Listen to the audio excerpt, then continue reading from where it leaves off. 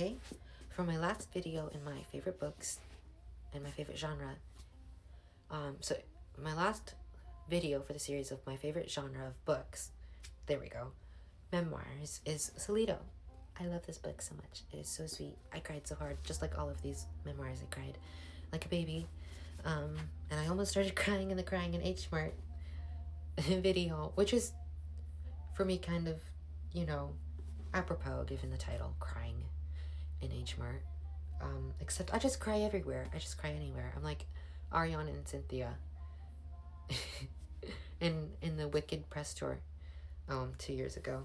Anyway, so how would you describe this memoir in one sentence? Hamilton. Immigrants would get the job done. That's how I would describe the book.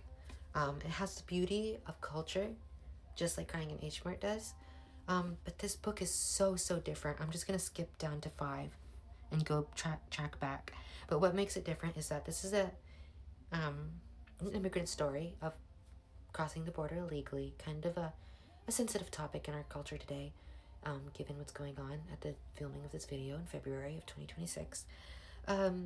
But it really just details the high stakes and the risk that people are willing to take, and the risks and stakes that they live with in the countries that they're coming from, especially at the time that our author, Javier Zamora, that goes to number 2, who is it's about, struggled with, just coming right off of, a civil war in El Salvador and all the gang violence, as we know, that goes on in El Salvador, and the crime, and just the limited access to resources. Sorry, excuse me. And so that's what really makes it different. And he was alone for I think 7 weeks, from April until like June, April, May, June, like 3 months.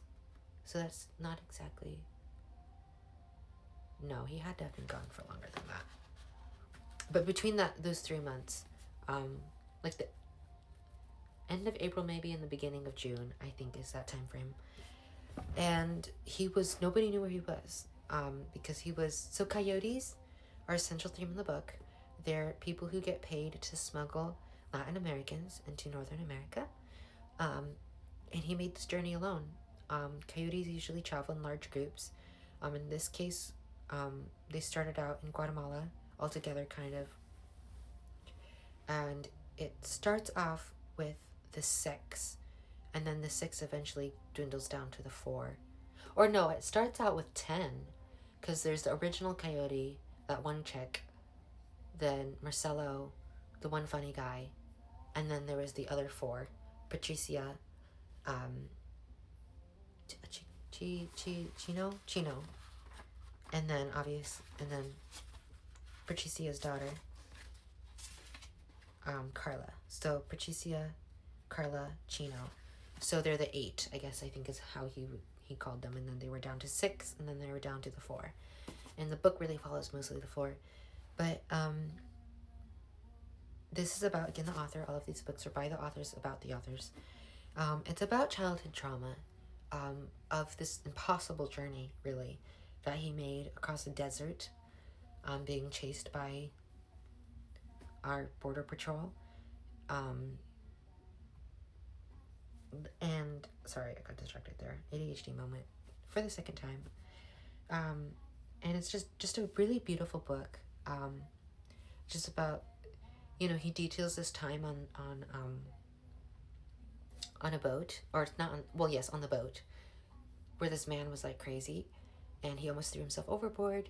But I meant to say bus. That was the really traumatizing one that stuck out to me. That he's 9 years old. If I didn't say that, no 9-year-old should have to go through. But they're thrown out of the bus.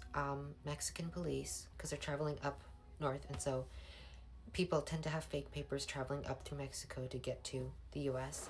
And they're thrown off the bus after being accused of being illegal, which they are, but no one should be treated that way because it's a very corrupt police system in Mexico there, at least in that documented time. I'm not saying that for all of them.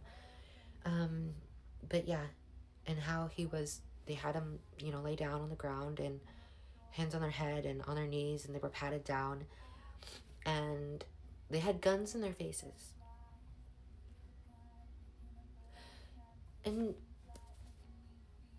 no 9-year-old should have to have that trauma ever. No one should.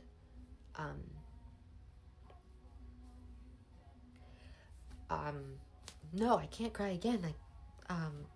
And so that was that trauma. Why did it stick with me? It stuck with me that was his childlike wonder.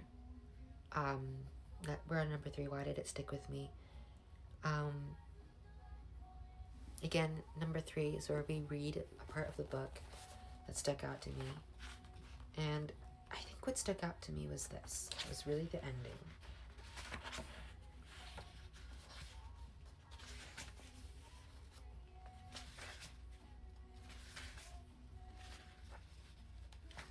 So I'm going to start out with a quote that he uses in the book by Charles Simic. Once I knew, then I forgot. It was as if I had fallen asleep in a field only to discover at waking that a grove of trees had grown up around me. The world doesn't end. That's where it's from. And then here's what part of the actual book that Javier wrote. 6/11/99. June 11th, 1999. Daylight enters the room through slits in the closed blinds. Most people have already left. Only a dozen are still sleeping in the living room. The hallway is empty. I look toward Anna, who's sitting with her back to the wall. Tarsi is stretched out next to her. Good morning, she says softly. I touch the carpet. They're gone. I think I watched them leave. The room was dark. A lot of people standing up with their backpacks, waiting in line. Patricia kissed my forehead. Chino combed my hair. The van is here, they both said. Then they each hugged me one by one, even Carla. The door closed and I closed my eyes and slept. I thought it was a dream. Sorry. It's just that kind of innocence that you have as a child. Whoa, the thing moved as I'm crying. It's that kind of innocence that children have, that they're going through something really hard and they don't even know it yet completely. And that really made the whole book different. He writes from the perspective of being 9 years old, not a 30-year-old man writing about his experiences. This is him at 9 years old talking about it, and you feel it in your bones. And these people became his family for that time in his life. And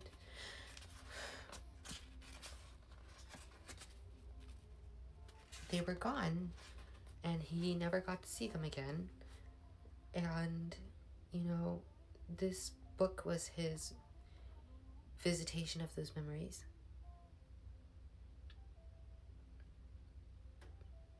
In that time in his life. And that, we obviously see the emotional impact. I should have just gotten rid of that on the list, because all of these books make me cry.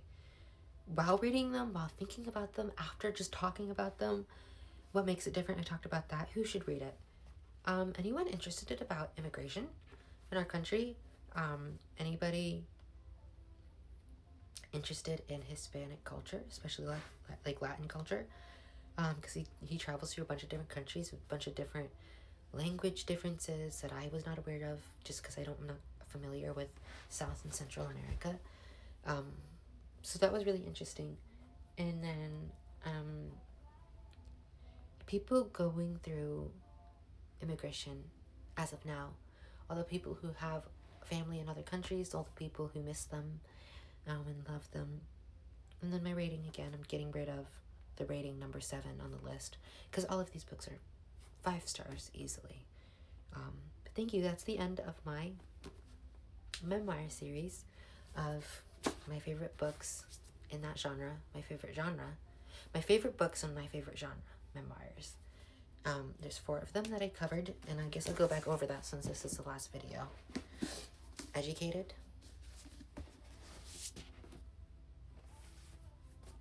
Did I do this one next? I think I did this one next. Crying in H mark. Etched in sand. Did I do that in the right order? Yeah, I did. Etched in sand. And then we ended with Toledo. So that is the end. Bye.